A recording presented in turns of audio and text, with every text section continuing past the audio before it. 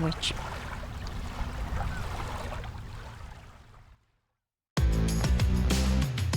This is Rogers TV.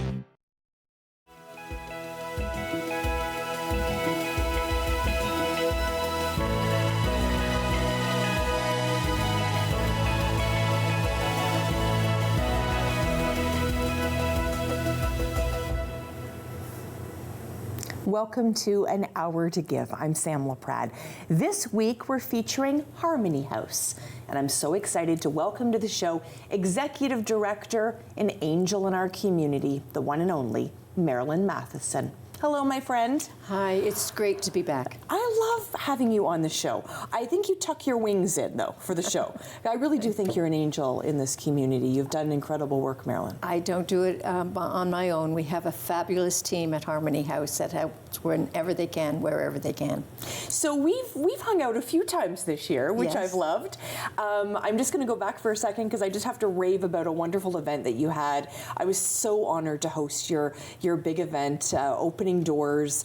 It was such an important opportunity to raise a lot of money for Harmony House, but also it was the awareness. I found a lot of people really learned about a Harmony House because of the event. Yes, and that's a benefit. And thank you so much for coming out and hosting for us. Yeah. And part of the money that was raised, as you know, went towards scholarships.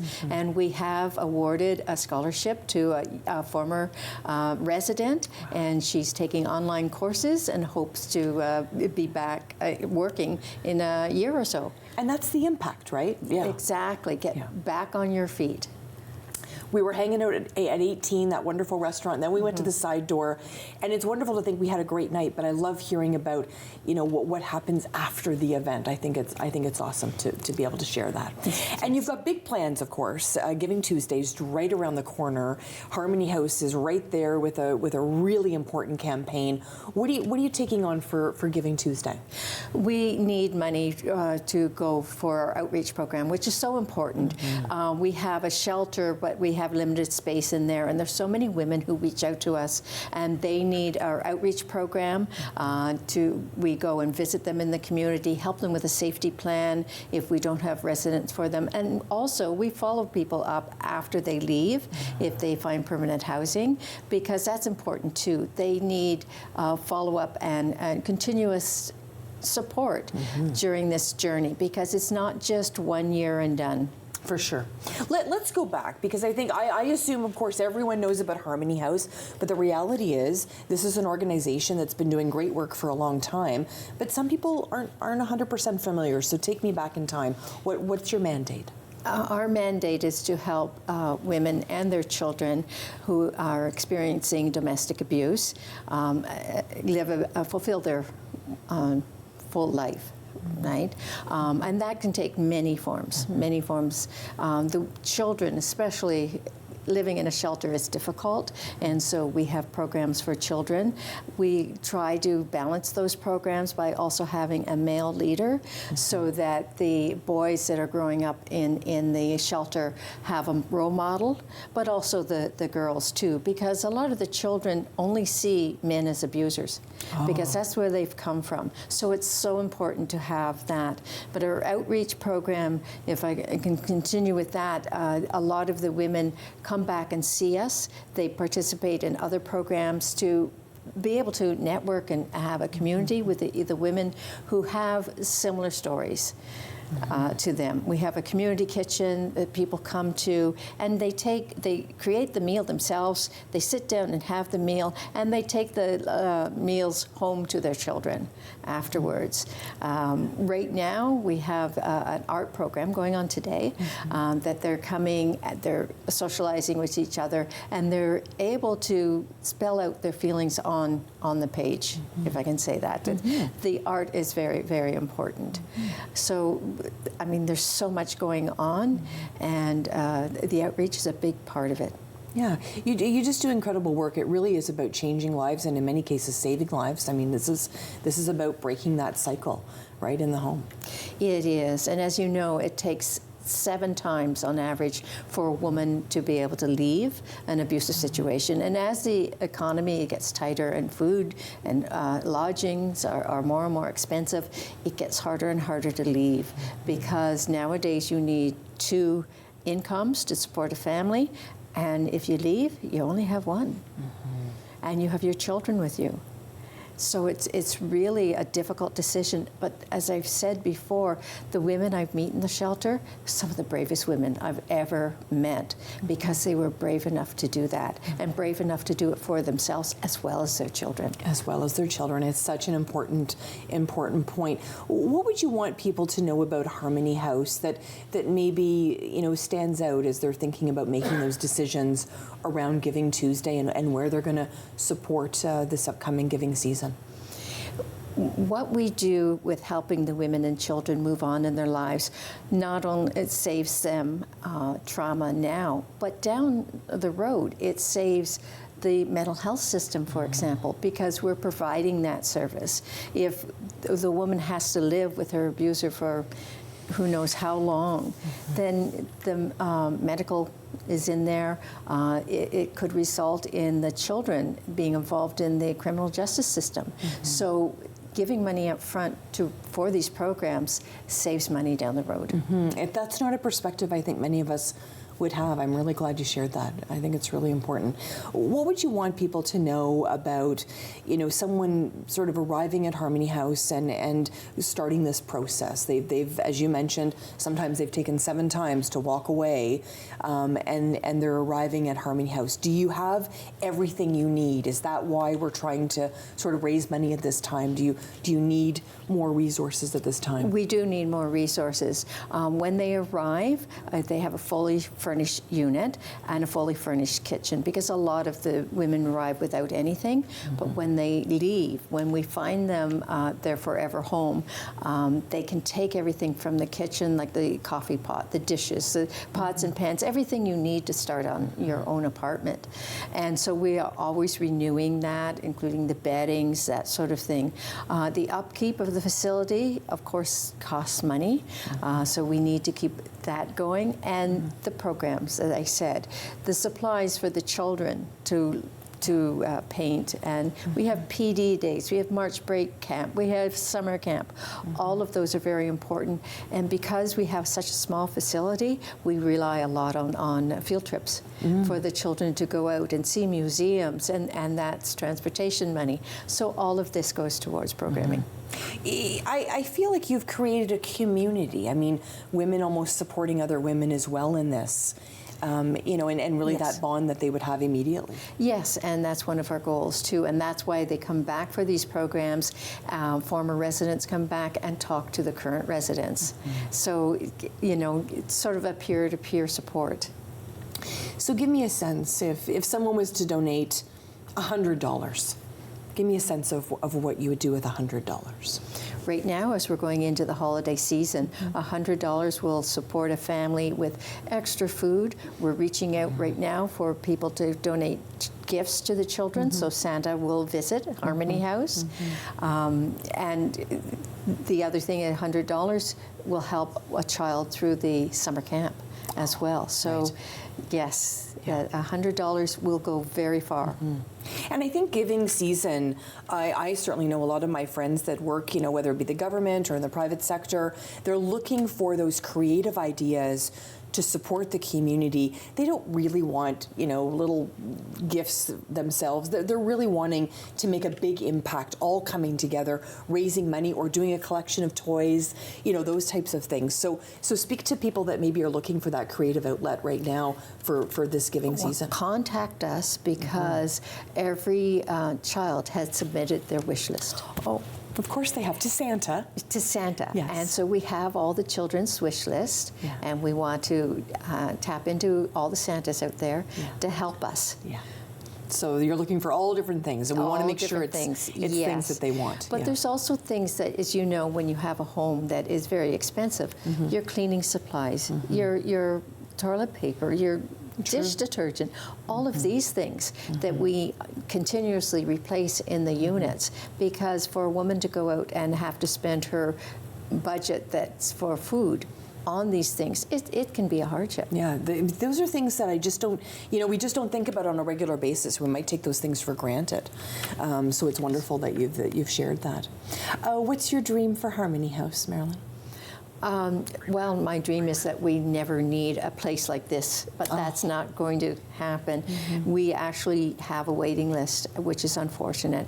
We need more facilities, more affordable housing, so to move the women on. So my dream is to have a full hub, if I could call it that, for women and children to help them with everything they need until they can stand on their own 2 feet, and that it's not like right now we have women who have been there for 3 years.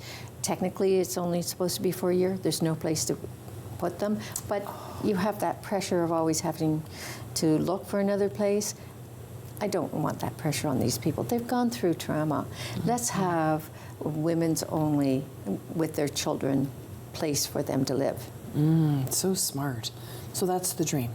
That's the dream. Yes, that's my dream. Yeah, I love it, and I think it's great. I think it's I think it's the opportunity to create. Once again, it feels like you're creating community. Yes. Because I think there's nothing from certainly from stories that I've been told in the past. There's nothing more lonely than sort of saying, I'm going to walk out and you don't know what's on the other side of that door. You don't know how you're going to be supported. And then they meet you and the team at Harmony House and the community that you've created, and it's a brand new life. And one thing that people may not understand either is we get calls from across the country, because if your abuser's living in the same city as you want to get away. And so we work with other agencies in other cities. So that may mean that children don't have grandparents around. Wow. If you have a building where you can have a community like with grandparents, adopted grandparents, and the women with their babies, it would all come together. It's amazing. I love that. It's all about, that quality of life, right? Raising children with a village. With a village. It takes a village, yes. Absolutely. We're going to be meeting lots of different people today from Harmony House. You've got a great lineup of guests for us today. I just want to say how much I value you, Marilyn, and how much you brought to Harmony House and to the community. I don't want to get emotional, but it really is impressive to see what you've done over the years and how you've really re-energized this organization, one that many people forget about. But we're not going to let them forget, Marilyn. Thank you so much. I appreciate it. Marilyn Matheson joining us. She's going to stay with us. We're going to meet a former resident of Harmony House when we return on An Hour to Give.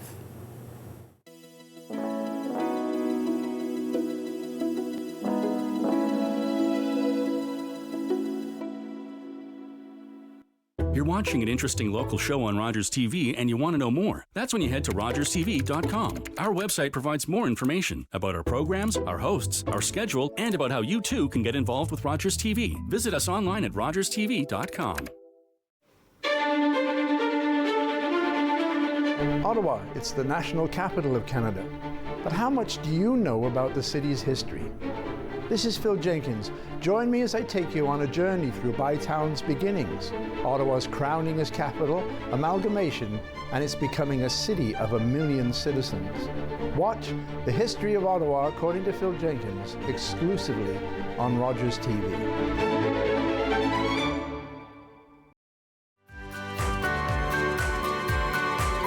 Join me, holistic chef Daniela Croco, for season 4 of Simply Cooking by Chef, right here on Rogers TV.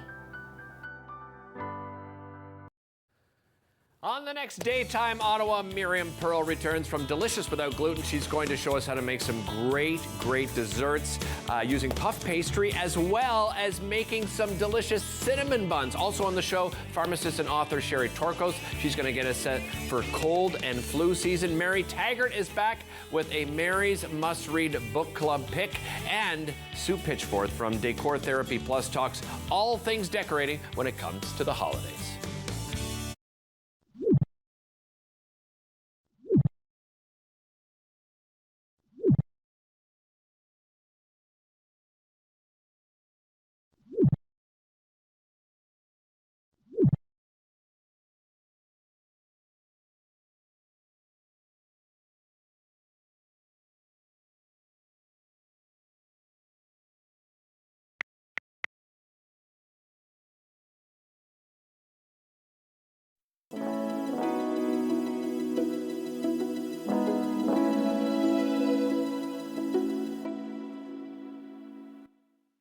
we're next going to meet a wonderful lady by the name of Desi. And Desi joins Marilyn Matheson, Executive Director of Harmony House. Hello back to you both. Nice to see you here. Nice to see you. And you're here with Marilyn. Is that a good thing, Desi, to be with the lady that's leading this organization? Absolutely. Yeah, wonderful. Absolutely. So I'm going to take you back because I understand that this story sort of starts in 2008. Can you take me back to 2008, Desi? In 2008, I was living in Chicoutimi, which is 2.5 hours northeast of Quebec City. I was there for 5 years, and I lived with a passive-aggressive abuser. No money, no friends, no one to speak to, no one. I was totally isolated on everything, except I have a knack with, depending on if I see someone on the floor or in trouble, I'll take my clothes off and just give it to them. So that I started having friends behind the scenes. I mean, even my ex's lawyer became my friend. Okay. So nobody had knowledge of anything, but I had a lot of tidbits of information. And the way I escaped, it took me 3 years to plan my escape. Wow. Because you don't forget, I'm alone. And I have a sick father to take care of, but he's in Montreal.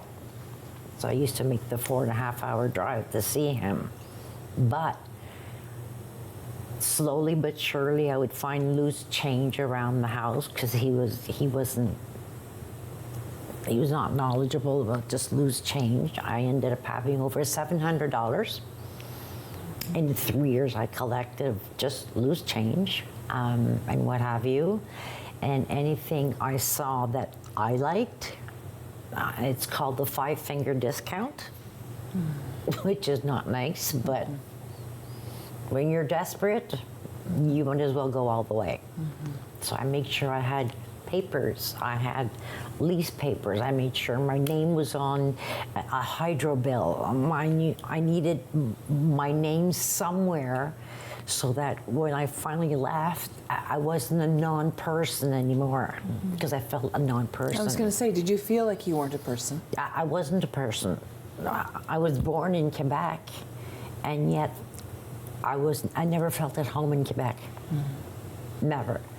But I made the 6-hour drive from Chicoutimi straight to Ottawa. And I haven't seen Montreal or Quebec at all since 2008. I've been here. And how did you find your way to Harmony House? My girlfriend lives in Nepean, who I knew since childhood.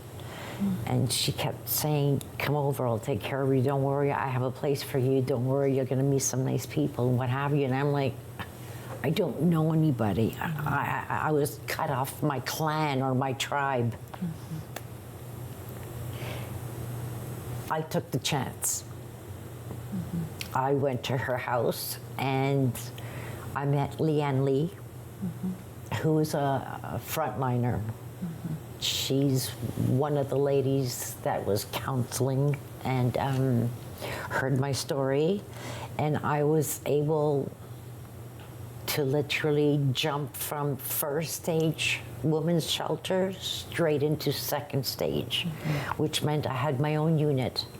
I paid my rent, but it was mine. Right. I had a kitchen, I had everything.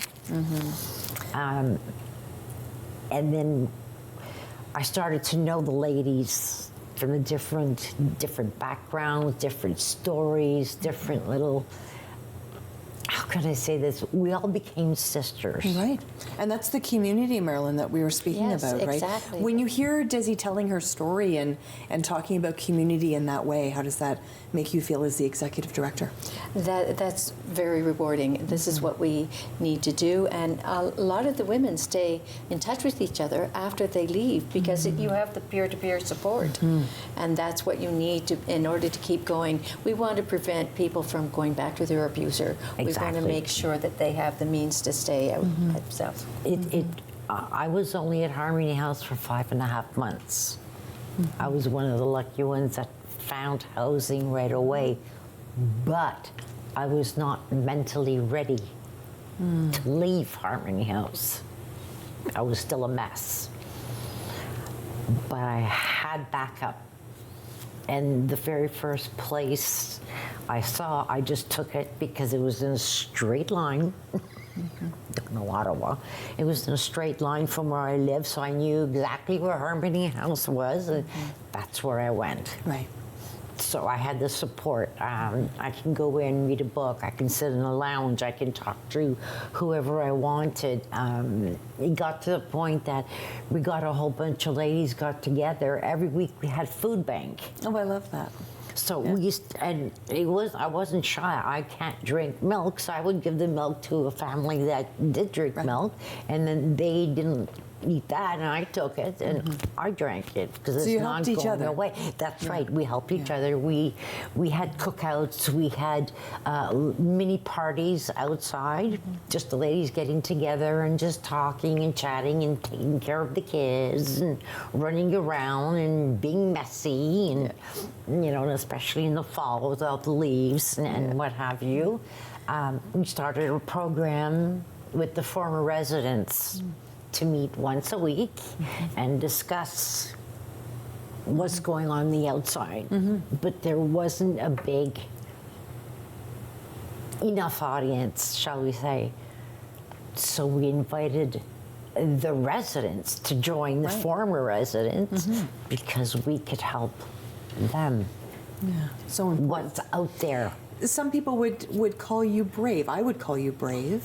Do you see yourself as brave? Now, yes. Yeah. Then? I'm very strong. Yeah. Would you see yourself brave in 2008? Absolutely not. So it's taken a long time. I was a disaster. I was one of those things you saw and you went, ooh. Super aggressive, always angry. You couldn't look at me without me opening up my mouth. I had arguments all the time, but that was the baggage until through the workshops that Harmony House offered the residents, I was able to, so they invited me the first week to join them on their monthly meetings. I never left. I went every single week and then I joined the committee for a year. And then I just kept going and kept doing, and I would volunteer for clothing and what have you, and go out and meet other people and beg for money. We had so much fun. And there were a lot of people who needed just an ear. Just an ear. What would you say, Desi, to somebody that maybe is listening, watching right now, and they're thinking that they're not brave enough to leave? Okay, you don't have to be brave. That's number one. Be the best person you can be as an actor. The situation you're in is a movie. You have to be able to separate yourself from yourself, take yourself out of your body, and say, how can I help this woman? Be your own friend. You have to be your own friend. Nobody else is going to be your friend. You're your only friend. Because nobody wants to hear a sad story. So what you do is you pull on your big girl pants and you look for things such as cans or bottles or what have you, and you do it on the side. Get a go bag, an old, doesn't matter what it is, it can be canvas, hide it. And slowly start putting things in there, which you basically would want to have as an emergency. And I'm talking not just money and clothing, but you need underclothes, which you're not going to be able to take somebody else's underclothes. You need everything. If you can, if you have a bill, make sure your name is on it. Right. All part of your identification, right? That's right. You need to be a human being. You need to feel like a human being. You think you're a nothing, but you're not. No. Because then you see someone else in trouble, you know exactly what they're going through.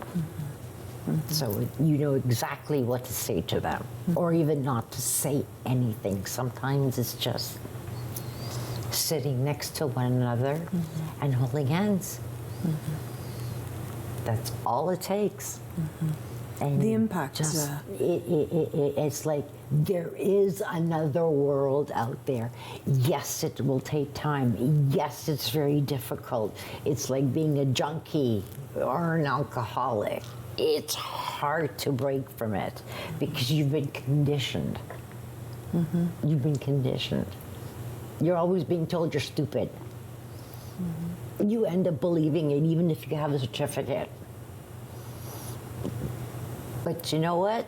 If you keep to yourself, read whatever you want, even on the sly, go for walks just to change the four walls. And if they don't let you, go outside and just sit right in front of the door. This way, you're not in the house still again. Now you have 4 different walls to look at. And slowly but surely, you make your getaway. And there's a lot of people who have no children like myself. So we get left behind.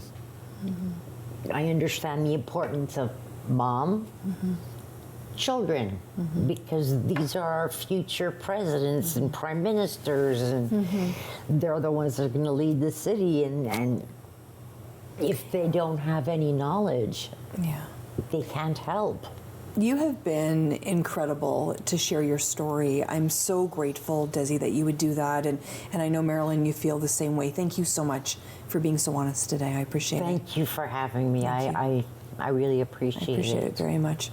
Desi sharing her story of being a resident of Harmony House and how she broke through and created a brand new life for herself.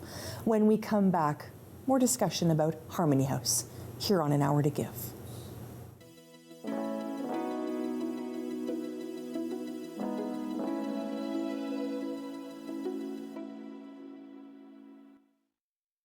We fought our way through Italy and then headed for Amsterdam, sweeping for Germans along the way. Our worst fear was to catch a bullet in these last hours of the war. I was 15 when the Nazis invaded the Netherlands. More than 100,000 Dutch Jews never came home. Our men were put into forced labor. By 1945, we were starving.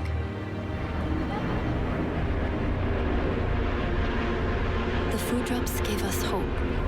And then the Canadians came. Before Amsterdam, I couldn't have explained why we were there, all those years away from home, but the Dutch showed us why it mattered.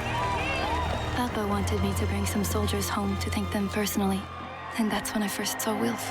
And I invited him over that afternoon. Marguerite Blaise married Lieutenant Wilf Gildersleeve. They moved to Vancouver, where they raised 8 children. Today, the Dutch still remember the Canadians who liberated them.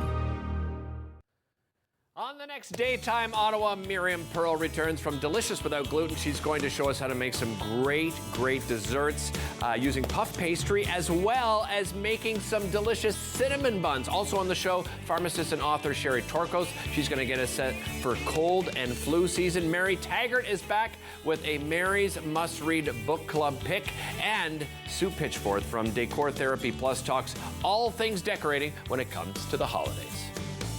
Kids these days, people say we lack initiative. And technology, that we're all addicted. Kids these days, we hear that we only care about ourselves. Apparently, we're lazy. And don't seem to have any sense of independence. Actually, kids these days are facing a lot. Because the world has changed, and so have our health issues. Kids these days, we could really use your help. Join CHIO in our biggest fundraising campaign ever to transform pediatric care.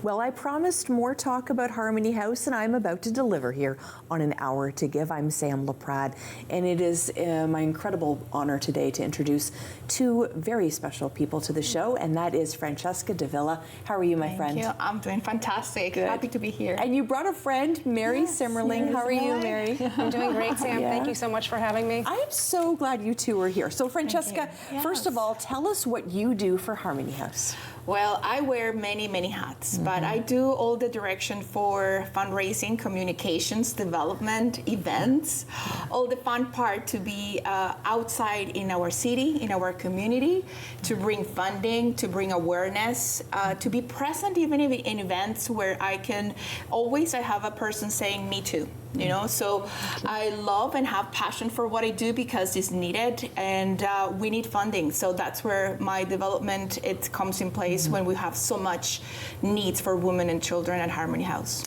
I could bottle your energy, and we could all be millionaires. Absolutely, yeah, it's amazing. I love working with you, and I'm so glad you're here.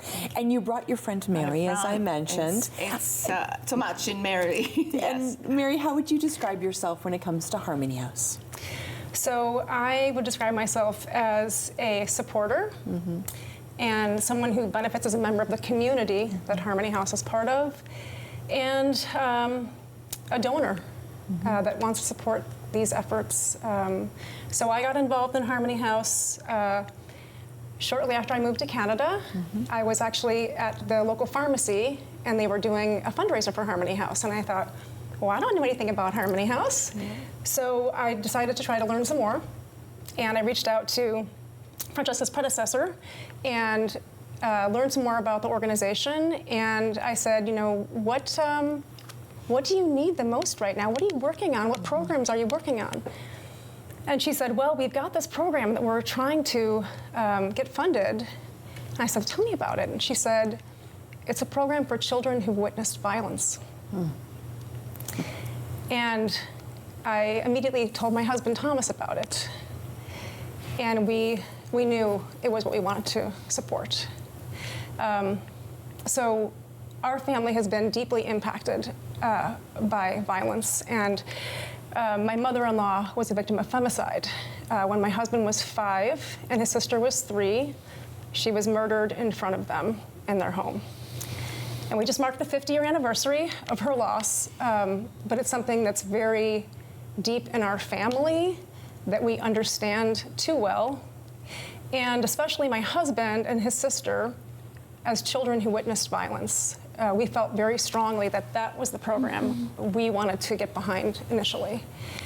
Because witnessing that kind of violence is something that never leaves you, unfortunately.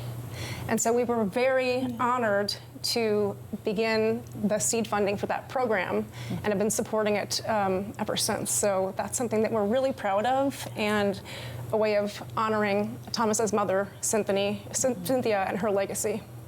And there's no coincidence. I mean, the planets aligned.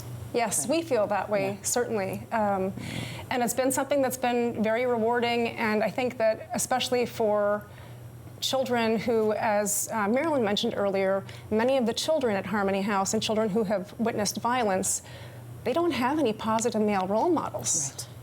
And so this program that brought in someone who had been raised in Harmony House and was now an adult male to lead that program in the beginning was something that we just thought was very important and really necessary. It's brilliant. It's brilliant. It is.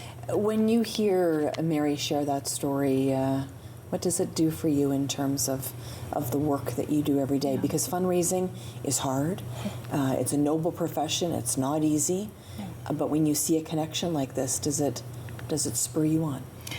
It does. It does because of supporters like Mary and Thomas. We have many Cynthias out there and in our shelter right now.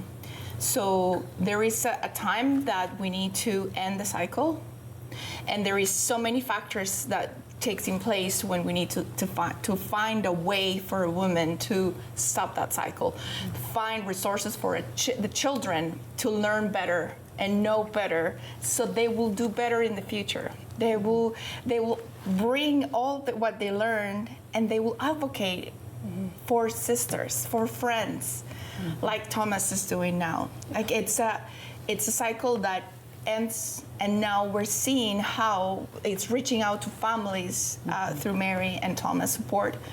And when you do that, you're giving them a better tomorrow. You're giving the opportunity that was the past will never be able to forget. Like it's something that sometimes you cannot get over, but there is a better future for them. So that for me sees the possibility, sees the potential in everywhere I go to raise more funds, to bring Harmony House for almost 40 years in 2026. I know.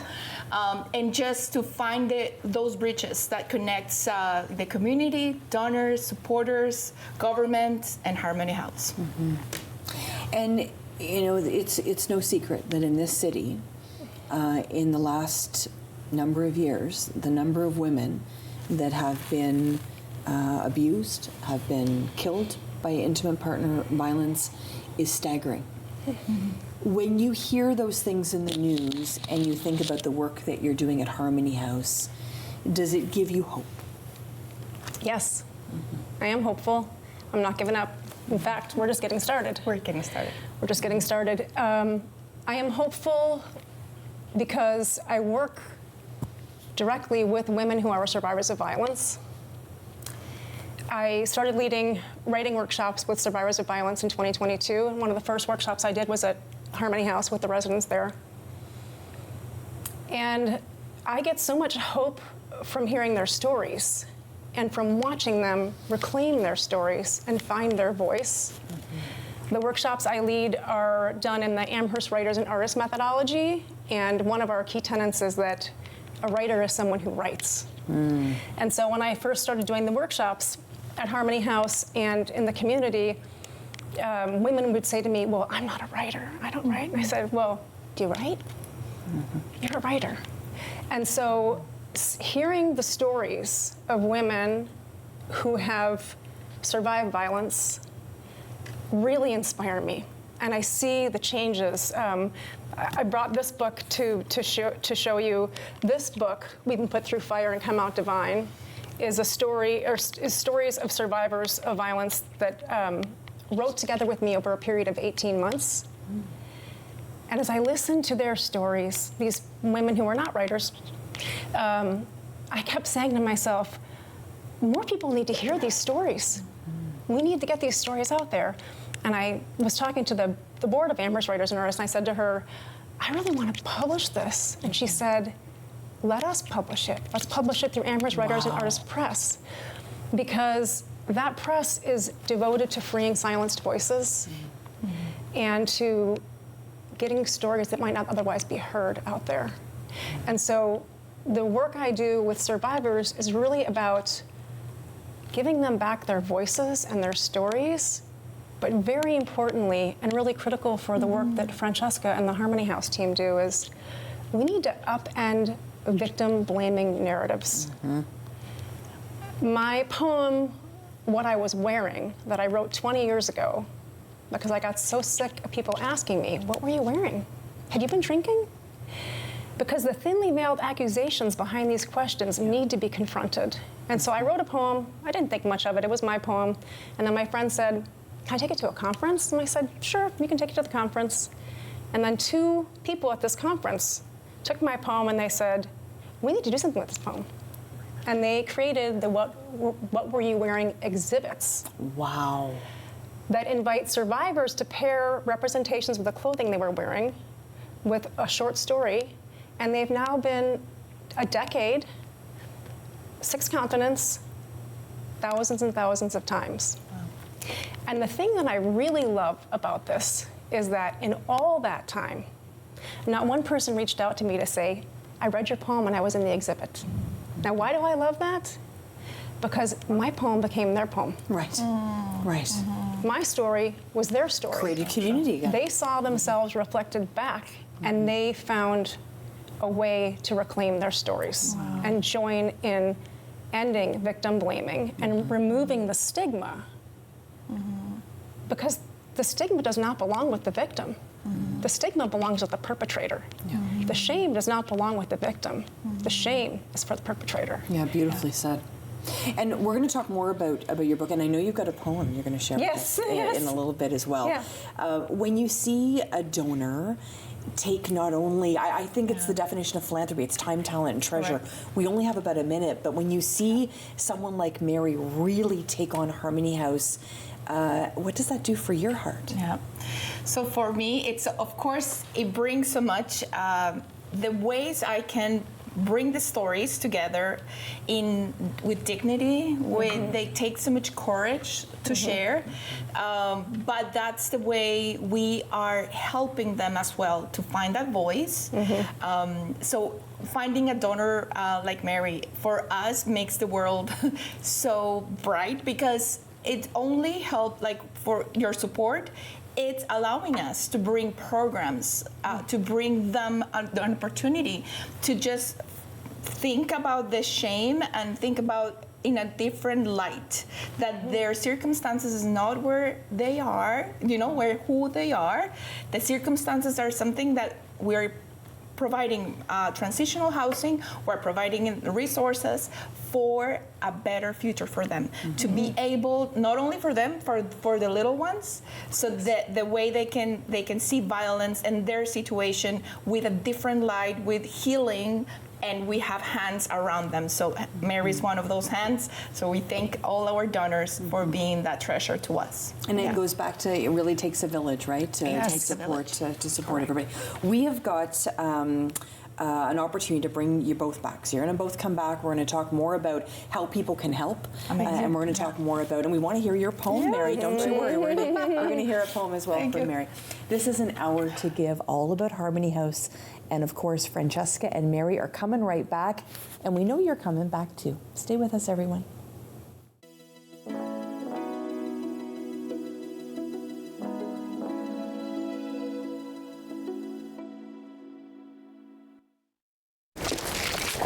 For me, the end was just the beginning. I felt I must come. If I did not come at once, it would be too late. And these places that are watered with the best blood of Canada might only be names and memories. I see it in the soldiers, the grief I know so intimately. And I will not abandon these men to it. The isolation wears on me. Slowly, the silence takes over, as if my heart has given out of air. I cannot talk. I can only paint. For more than 2 years, Mary Ryder Hamilton painted the battlefields of the First World War, creating an unforgettable visual record of service and sacrifices at immense personal cost. Kids these days, people say we lack initiative. And technology, that we're all addicted. Kids these days, we hear that we only care about ourselves. Apparently, we're lazy. And don't seem to have any sense of independence. Actually, kids these days are facing a lot. Because the world has changed, and so have our health issues. Kids these days, we could really use your help. Join CHIO in our biggest fundraising campaign ever to transform pediatric care. Hey, I'm Dave, and I absolutely loved camp. Why do we do this? Why do we go out here? With the bugs, the bears, skunks chasing you, poison ivy, ticks, you name it. Why do we do it? Because we love it. I love it. I wanted to take my passion for filming and the outdoors and combine them, and that's why I'm here. Maybe it's a mistake. I don't know.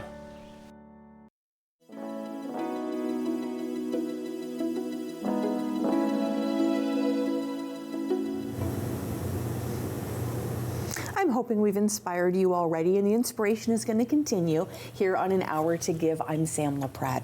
Francesca Davila is joining us, and Mary Simmerling, they're back. I'm so happy you stayed with me, by the way.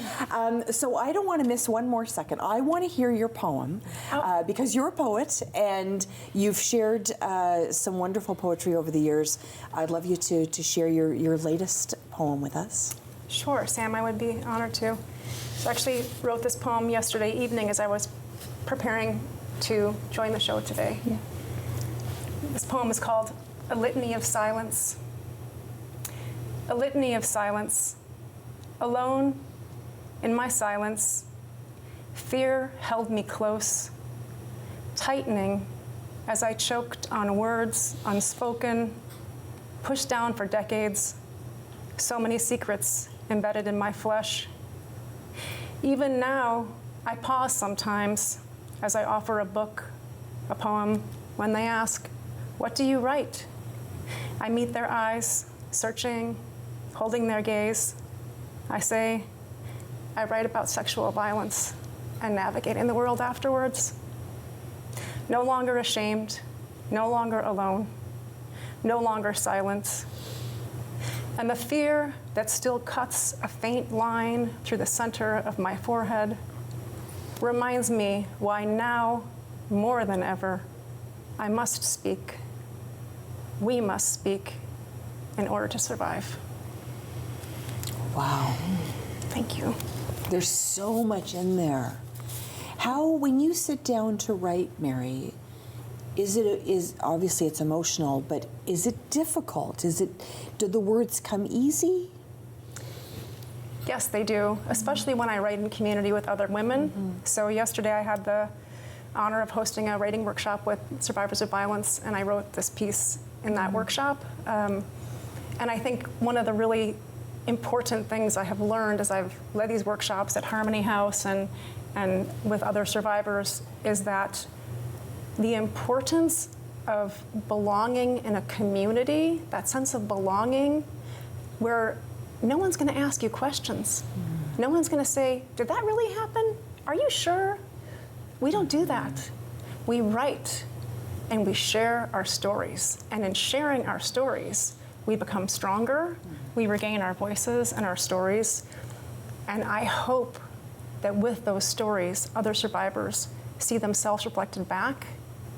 People have told me this from reading the books and from hearing the poems, that they see us sharing our stories and they say, maybe I can do it too. Mm. Maybe I can do it too. And it's that inspiration, Francesca. I know, trying to even navigate the world as somebody arrives at Harmony House for the very first time. I won't even pretend I know what that is like. But, the role that you have to inspire donors similar to Mary to come on board and support. Everyone can be a donor this Giving Tuesday. Tell me how we can help. Absolutely. So thank you. We start with the word "we belong." Mm-hmm. We have a responsibility. There is so much that donors can do. There is so much that we need right now. Mm-hmm. And coming this time of the year, which is, of course, the last season and is the giving season, we are right now in the Giving Tuesday portion of the year, which is a full month of generosity. And we plan ahead of time to see what is our priority, where we're meeting women, where we're building bridges. And that's part of the work that we do is with outreach. So that how it looks like. So yes, we went through COVID, moments that we were not even have the opportunity to go even to places, right? So we have that office, building that bridge, because when you go to a coffee place, you cannot share. You think that you're being watched, right? Mm-hmm. So we have this place that is our outreach office where we can give the address, where we meet donors, we meet opportunity, we have counseling sessions there. So it's a place we call for healing and connecting. One of the things that Desi was saying in her testimonial is, one of the tactics of an abuser is that they don't want you to connect. Right. They isolate. Mm-hmm. So the minute that they do that, they take the freedom out of them. And we, with this office, open to anyone to come in a safe place, to come and share, to having counseling for our residents and some former residents. It's an opportunity for us that they regain that freedom, that they regain confidence in themselves. So we're talking about a lifeline for women, that they need wraparound services during all the year. So those wraparound services, that's where outreach comes and more programs. And this Giving Tuesday, for every donation, let's put it, if you put $100, Royal LePage Shelter Foundation and Royal LePage Team Realty, as they've been supporting us, they will double that impact. Wow. So at the end of the day, we're looking for $40,000. It's a big ask, but I'm pretty sure we're going to get there. Oh, I'm confident you're going to get there because no one can say no to you. It's amazing. I mean, it's wonderful to see this kind of, this kind of swell of support, and especially around Giving Tuesday, when we know it's the giving season. I mean, you need support 365 days of the year, but the fact that this giving season and that Giving Tuesday is a match. I mean, that's inspiring, I'm sure, even as for yourself as a donor. Yes, absolutely it is. And I think the other thing that's important is what Marilyn was saying earlier, that there are so many ways to give. Yes, financially, we need this money for these actual things we have to spend money on, but giving in other ways. I volunteer there. We adopt the families every holiday as part of the Christmas program. And the first year, I said, give me the list. And I looked at the list and I said, no, take it back. I want a real list. I want a wish list. I don't want shampoo bottles and combs for the kids. I want a list. Yeah. And so that's something that we are really excited about taking part in. And even small things like making sure that the moms, I'm a mother myself, making sure that the moms have wrapping paper, that they can wrap their children's own gifts, to have that dignity. These things are really important. So there are small ways people can contribute. If they can't do something financially big, there are always ways to contribute because there's so much need. Thank you. And everyone can find themselves in what Mary just said, right? I mean, if it's a family that says, hey, listen, we've got some optimum points and we can use some of our optimum points to help, or, it doesn't have to be, everything like these big gifts all the time. Everyone can see themselves. So $25, $100 can go a long way. Correct, and they're doing like even around the season, they put a poster in the office, and everybody start bringing food, or is that bringing certain items that we always are in need in the shelter. Like as Marilyn was saying, every time a woman comes with a family, they find all the essentials from the bathroom, from kitchen, in their rooms, even toys.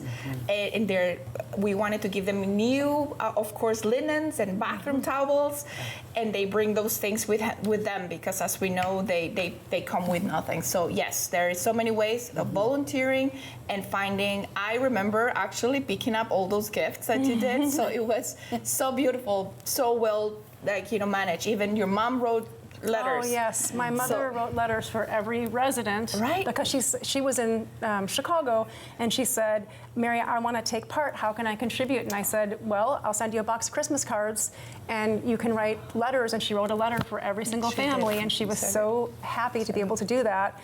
And our son is usually in charge of picking out the gifts for the kids, and he will correct me and say, "Mom, that's not cool enough. Like we need to get, that Lego is not that cool anymore. You need to let me be in charge of this." Well, and he's been, very involved in this also, and it's part of our family. I mean, I feel like we are part of the Harmony House family, and that's really important to us. You are.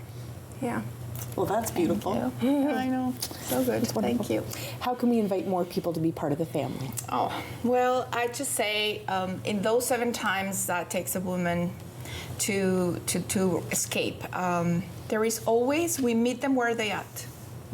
If they're ready, if there is probably, Desi took 3 years in planning, we're there to support. So from having essentials or from having the office ready for them, to next steps in life, because housing is being an issue in the city. We have the opportunity to bring food bank, childcare. So we're saying here, this is a place where women needs all that wraparound services.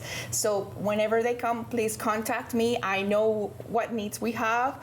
We're looking forward to anniversary in 2026. So things are only 40 years, but we will be present in the city until a shelter is not needed anymore. So we're so grateful to be able to give these services. And the other thing that I love about Harmony House is the opportunity to be a monthly donor. Yes. You know, this is the kind of thing where, yes, this is the giving season, but there's a lot of families that sort of think this time of year, what do I want to do for philanthropy for the whole year? Yes. This allows them to budget some philanthropy dollars. So monthly donors is a great way to give as well. Absolutely, because they don't see it sometimes, but from $50, $25 every single month allow us to even days or seasons like back to school. So seasons like 6 weeks of summer camp. Then we have to get ready for Christmas. So there is so much need during the year that at the end of the year we always provide the annual report and those stories. That we invite them to be part of our events. So there is always an opportunity for them to be part of us. Yeah. I obviously know, Mary, you never had a chance to meet your mother-in-law, but what do you think she would think about what you and your family are doing? Yeah, I know. I think that Cynthia would be really proud. Yes. And I think she would be devastated to know that we have made so little progress in ending violence against women and children. Because I want Harmony House not to have to exist anymore. And I think she'd be proud of her son and her grandson and all the work that Thomas, my husband, has done to support Harmony House and so many survivors, including me and the women at the shelter. So I think she would be really proud. Thank you for asking me that. I never thought about that before. And that's, you know, that's the legacy. Yeah. It's the legacy. Yeah. It's such a difficult conversation, but I am so tired of having these conversations in hushed rooms. Yes. About intimate partner violence. And that's one of the reasons, to be honest with you, I created this show what feels like a million years ago, but it's to have these conversations out in this kind of venue and share those stories and share your poem and share the needs. I don't want to be quiet about it anymore. We can't be, Sam. And if I may, I'd just like to read one quotation that I think is really important by the writer Rachel Louise Snyder in her book, No Visible Bruises, What We Don't Know About Domestic Violence Can Kill Us. Yeah. She writes, silence protects the oppressor, not the oppressed. The more we speak, the more we destabilize the systems that seek to keep us down. Wow. And Sam, with your program, you're doing exactly that. Yes. And thank you. Thank you so much. And I'm so sorry we have to go. Thank you so much for sharing your story. I appreciate it very much. I'm hoping today we've inspired you to reach out to Harmony House. I'm Sam Laprade. This is An Hour to Give.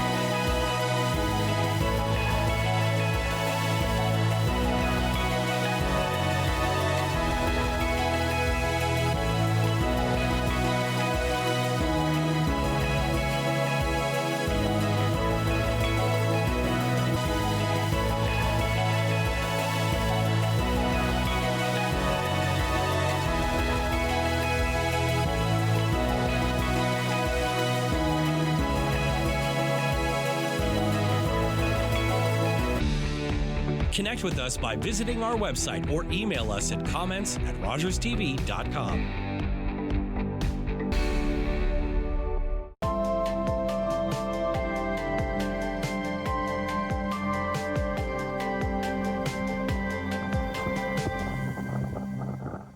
This week on Canada Files, the amazing story of Wes Hall, who was raised in poverty in Jamaica, eventually became a star in the business world in Canada, and is working hard to combat racism. On the next Daytime Ottawa, Miriam Pearl returns from Delicious Without Gluten. She's going to show us how to make some great desserts using puff pastry, as well as making some delicious cinnamon buns. Also on the show, pharmacist and